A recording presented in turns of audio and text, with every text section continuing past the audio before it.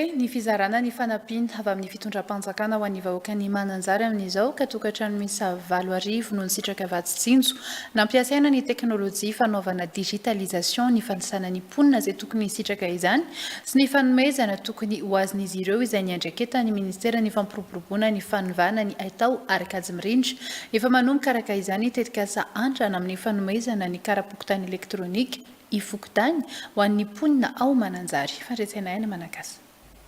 Mbola mitohatra amin'izao ny fizarana tosika sy fanampiana maro samihafa ho fiahina ireo vahoaka traboina vokatry ny rivodoza-batsiray teo iny. Anamorana ny fizarana ireo fanampiana toy ny vatsitsinjo avy amin'ny fitondram-panjakana sy ahafahana manisa ireo mponina tokony hisitraka izany.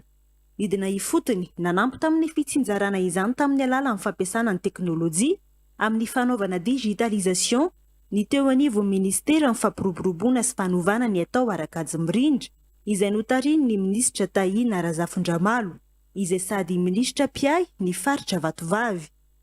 Tokantrano miisa 7 avy eo amin'ny fokotany 4 ao ambonivohitra Mananjary no nisitraka vatsitsinjo tamin'ity herinandro ity. Mahasamihafa ny antsika eto zany dia tena hoe amin'le informatisation an'le recensement an'ny vahoaka sy le distribution an'le fanampian'ny fanjakana dia nametraka QR code ny ministeran'ny fifandraisan-davitra sy ny fampiroboroboana atao arakajy mirindra ahafahantsika mijerer an'le démographie zany amin'ny application mobile sy QR code ka izay no atongavana eto efa avy any Manakara zay nanao an'izany tonga eto Mananjary zay hiakatra hatrany fanadina ranomafana manampy an'ny vahoaka mizara ireo vary ireo satria tena sahirana tokoa ny vahoaka ka izay no